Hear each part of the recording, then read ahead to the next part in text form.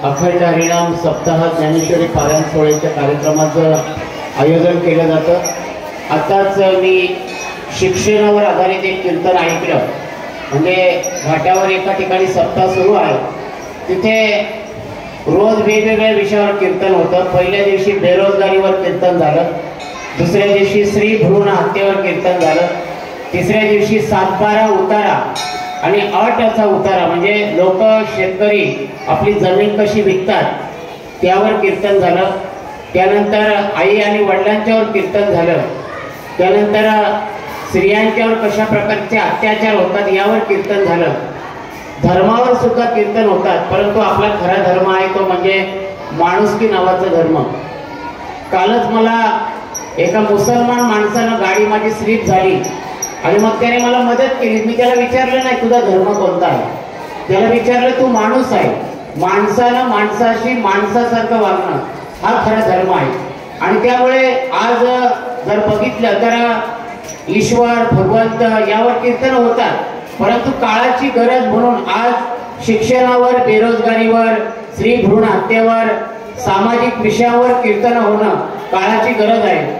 आणि तशा प्रकारचे कीर्तनकार आज आपल्याला महाराष्ट्रामध्ये बघायला मिळतात। काल एका माणसाने एका कीर्तनकाराला विचारलं का सर महाराज आमच्या गावात बेरोजगारी फार आहे, बाजूला MIDC आहे पण हाताला काम नाही, मुखामध्ये राम आहे परंतु हाताला काम पाहिजे, आधी हाताला काम येईल तेव्हाच राम पावेल आणि त्यामुळे बेरोजगारीवर आपण कीर्तन करा। त्यांनी सांगितलं की मला जरा अभ्यास करावा लागेल, बेरोजगारीचा अभ्यास करावा लागेल, भारतामध्ये किती प्रमाणात बेरोजगारी आहे, तर अशा विषयांच्यावर आता कीर्तन होणं काळाची गरज आहे। अनेक तरुण मुलं आता व्यसनाधीन होत चाललेली आहेत, लहानपणीच ताडी प्यायला लागलेली आहेत, गुटखा खायला लागलेले आहेत, मारझोड करायला लागलेले आहेत, ड्रूम स्टाईलने गाड्या चालवायला लागलेले आहेत। काल मी एका बारच्या शेजारून जात होतो धाब्याजवळून, तर तो धाबा पूर्ण भरला होता आणि पुढे गेलो कीर्तन चालू होतं, तर कीर्तनामध्ये फक्त 10-12 माणसं होती। त्यामुळे आता तरुणांना सुद्धा मार्गदर्शन करणं खऱ्या अर्थाने काळाची गरज आहे। पारमार्थिक आणि धार्मिक कीर्तनांच्या माध्यमातून असे विषय जर प्रवचनकार, कीर्तनकार आमच्यासारखे व्याख्याते यांनी घेतले तरच खऱ्या अर्थाने समाजामध्ये जनजागृती झाल्याशिवाय राहणार नाही। पत्नीला पतीने मारून टाकलं म्हणजे रॉकेल ओतलं, पेट्रोल टाकला आणि मुलीचं समोर पत्नीला मारून टाकलं, त्यामुळे असे विषय आता घेणं खऱ्या अर्थाने काळाची गरज आहे।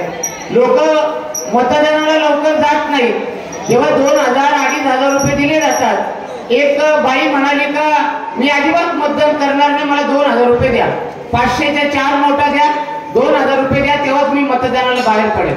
खरं तर मतदान करणे हे आपलं राष्ट्रीय कर्तव्य आहे आणि त्यासाठी कायदा आणणं काळाची गरज आहे। तर मतदानावर सुद्धा कीर्तन होणं काळाची गरज आहे, तरच 100% मतदान होईल। लोक पैसे घेणार नाहीत आणि जे उभे राहणार आहेत ते पैसे वाटणार नाहीत, प्रामाणिकपणे मतदान होईल आणि या विषयावर खऱ्या अर्थाने कीर्तन होणं काळाची गरज आहे। दरवर्षी मला आमचे पावसे महाराज असतील किंवा या कार्यक्रमाचं आयोजन करणारे सगळे आमचे आयोजक असतील या ठिकाणी दरवर्षी मला निमंत्रण करतात आणि धावपळ असताना सुद्धा कोणत्याही परिस्थितीत आपल्याला सिद्धेश्वर मठावर जावं लागणार आहे, 5वा मैल काबा या ठिकाणी जावं लागणार आहे आणि त्या ठिकाणी सुरू असलेल्या कीर्तन सोहळ्याच्या कार्यक्रमाला भेट देणं ही खऱ्या अर्थाने आपलं कर्तव्य आहे। या ठिकाणी हा जो सप्ताह सोहळा सुरू झालेला आहे, या सोहळ्याला माझ्या भरत दळवी युवा विकास मंच बुरबाड विधानसभा या मंचच्या वतीनं या ठिकाणी मी मनापासून शुभेच्छा देतो।